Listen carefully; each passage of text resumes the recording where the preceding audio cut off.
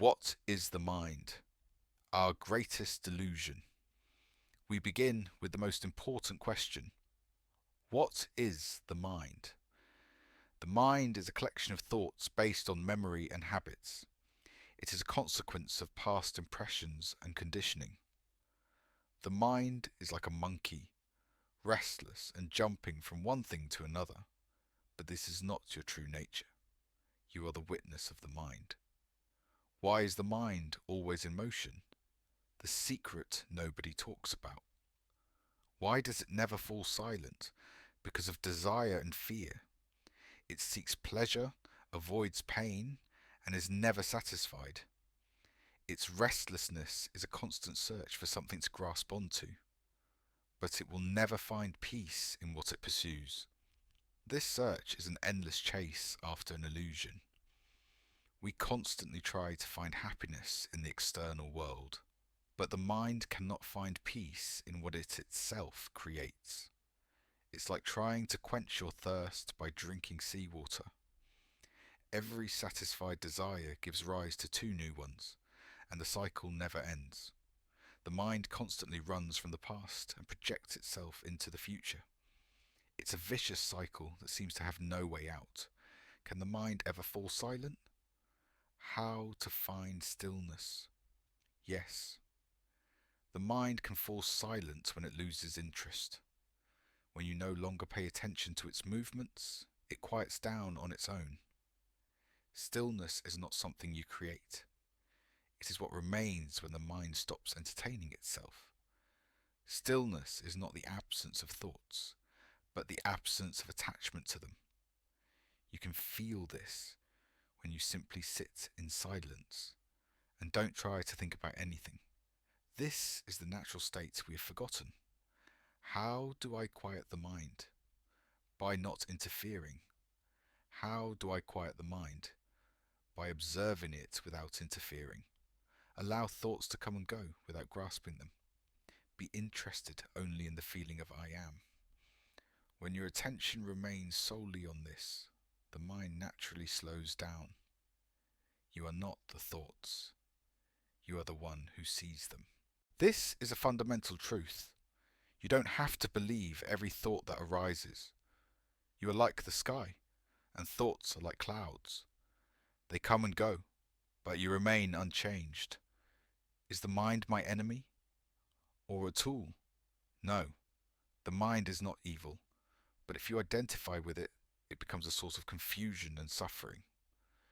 Use the mind as a tool, not as your identity. It is here to serve, not to rule. The mind is like a knife. In the hands of a chef, it can create a masterpiece. In the hands of a child, it can be dangerous. Similarly, the mind is useful when you control it, but destructive when it controls you. What happens when the mind falls silent? The discovery of your true nature. Then, what you truly are shines forth on its own. In stillness, there is clarity and peace. You become aware of yourself without thought, without movement. That is your natural state. You don't need to do anything to find it. It is always here, behind the scenes. Is understanding alone enough to find peace? A beginning, not an end. Understanding is only the beginning. It prepares the ground. But peace comes from going beyond the mind, not just from understanding, but from leaving it alone. Stop trying to fix the mind. Let go. It's like trying to catch a butterfly. The harder you try to grab it, the more it flutters away. But if you just sit still, it might land on your hand. What is the role of memory and imagination?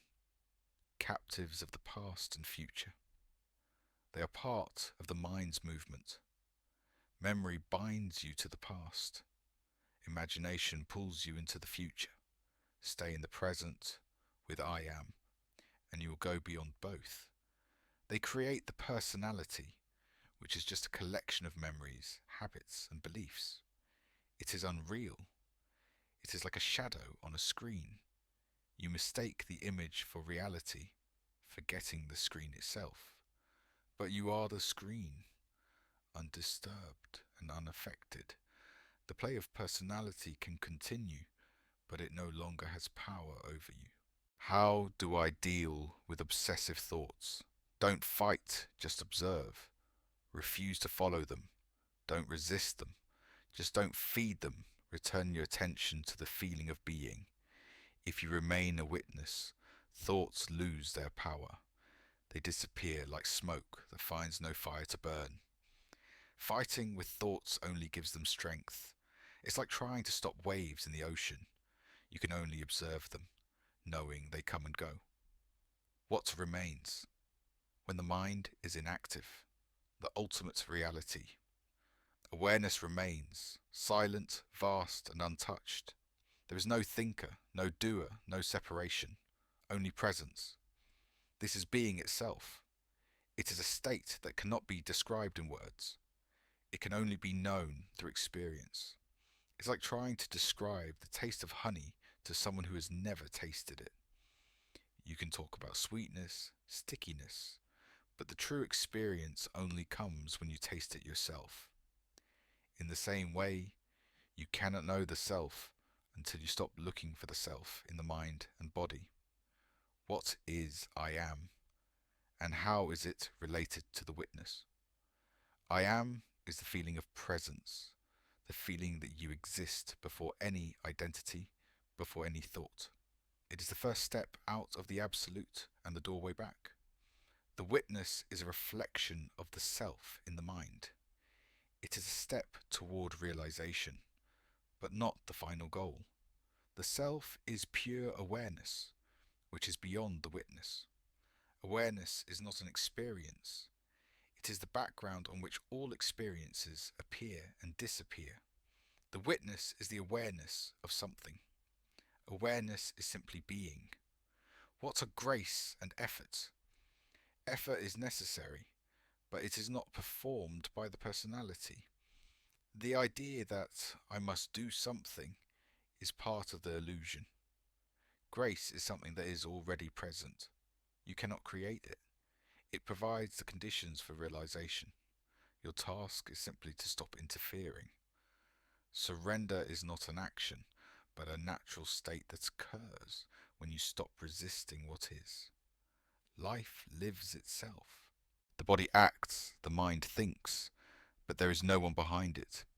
You are the light in which the action appears, not the actor himself. Final conclusion: liberation. You do not become free. You see that you have never been bound. This is not spiritual dissociation. It is complete clarity. You are fully present without identification. You see the body, the mind, the world, but you do not get caught in their trap. Freedom is not an escape from the world, but liberation from attachment to it. Remain as the witness, silent, clear, and untouched. This is life without slavery, simple, spontaneous, and free.